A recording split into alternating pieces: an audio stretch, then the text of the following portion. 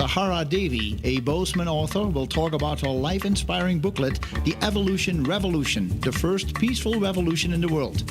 Sahara wrote this as a handbook for personal and global transformation. Welcome to Jacobus Health Talk Radio, integrating allopathic and all-natural medicine one show at a time. Here is your host, Jacobus Hollowine. And good morning, everybody. So, Gesundheit with Jacobus. Gesundheit means health or good health. And we talk about spiritual, mental, emotional, and physical health. We talk with the experts, give them a chance to chat about what they do. Or it may be a topic of their choice. They're working on new research, doing something that they are really comfortable with and want us to know about. So we get them in the studio and give them a chance, give them a forum so they can actually take time to explain it to us. And that has been the whole idea behind the program. Give the guest more time than just 5 minutes to really say what's on their mind. We've done it now for over 11 years. Very much appreciated that we've had so much support in the community right here at News Radio, AM 1450, KMMS in Bozeman. We're always talking about health, healing, and healthy lifestyles, but we're not here to diagnose, treat, or cure. We're here to inform, entertain, and educate.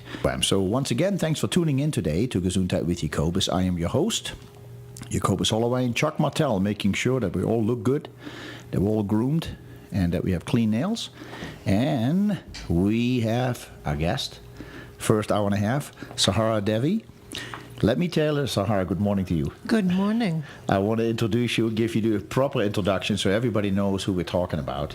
Saharadevi has approached life from a spiritual perspective since the 60s, when she discovered it was possible to know God, and through the years has done more or less whatever presented itself to her, engaging in a wide range of activities and experiencing at least 3 or 4 different sides of the tracks, from first class to no class. Among other things, she has worked as a Head Start assistant, bank teller, the ubiquitous waitress, freelance photographer and journalist, organic wine salesman, carpenter's assistant, and private caterer. She's been an organic gardener for a rock star in Connecticut and a live-in housekeeper for a celebrity in Beverly Hills. She's driven a taxi in New York City and a tractor in Israel. In Montana, she designed and executed a traffic safety and courtesy campaign. She sold Japanese yo-yos with her then 9-year-old son on the street in Boulogne, France. Bologna, France, one Christmas season until they had enough money for dinner each night. She must have been a fancy dinner. It was a very simple dinner. Oh. For me, the glass was half full.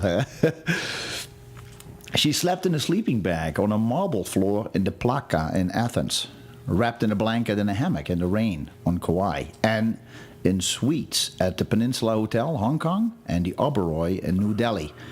She knows what it is to be comfortable, to have plenty, or to have nothing. She knows what it is to have to ask for food every time you're hungry.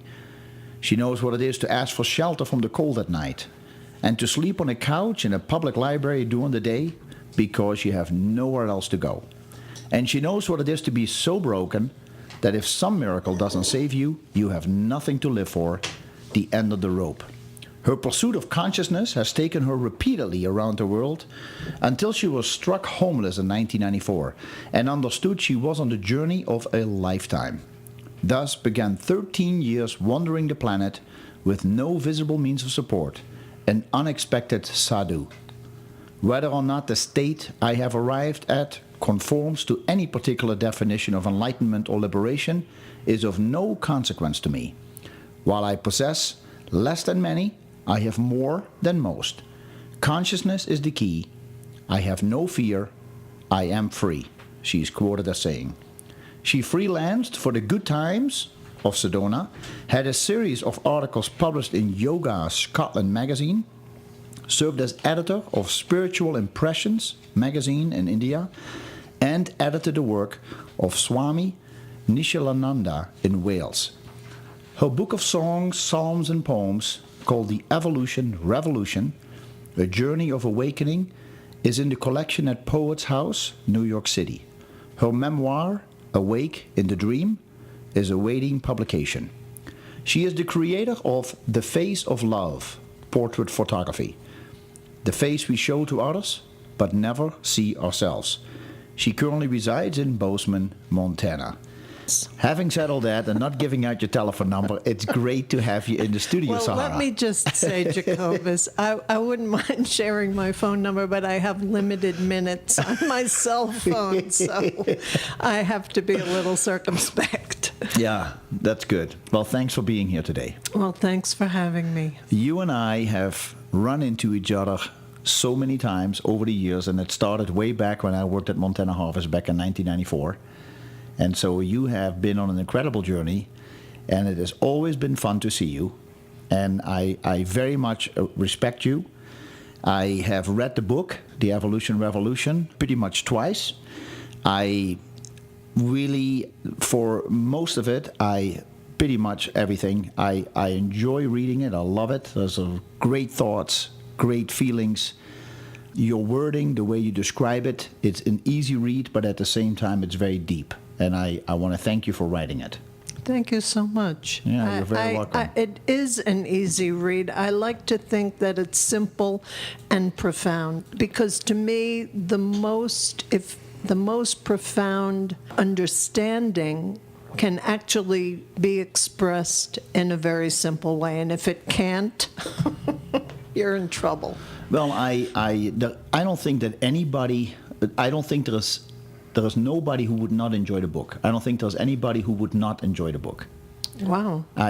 Because there is value, there are words, there are chapters that just touch you. And I think I'm a regular guy, so I don't think that I would be extreme one way or the other. But reading the pages, it's not a very big book. It's only 103 pages. But it is very easy read and fun and well laid out and just totally enjoyable. So anybody, The Evolution Revolution, I actually don't know. At the store, I only have one copy left. So it's moving. But it would be nice to let people know maybe where they can get the book.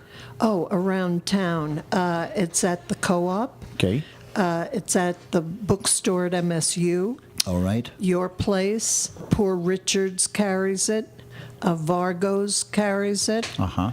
I think that's all. It's that information is also listed on the website. Yeah, and you can order it from the website. You just click on the website and it says you can buy the book right then and there. And, yes. What is it? $9? Is that correct? $9.90. It's listed $9.90. at. Yes, you can buy it. Actually, Oh yeah, it's right up here, $9.90. there's also a link if you're in the UK or Europe. I have a friend over there who has books Right. and is acting as a distributor for me. Yeah, I feel that to write a book and to write a book with such depth that I see in this book, it is, you really speak from all your experience, and maybe it's nice that you would start out explaining a little bit about your journey, because the introduction obviously already explained quite a bit about you, where you've been, what you've done, but in a way it's only the tip of the veil, I'm sure.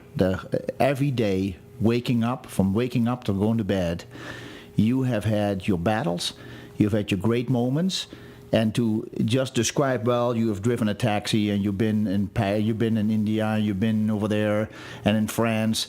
It sounds very quickly when you go through the list, but that is many, many years of moving and traveling and getting up and don't know if you can make it through the day.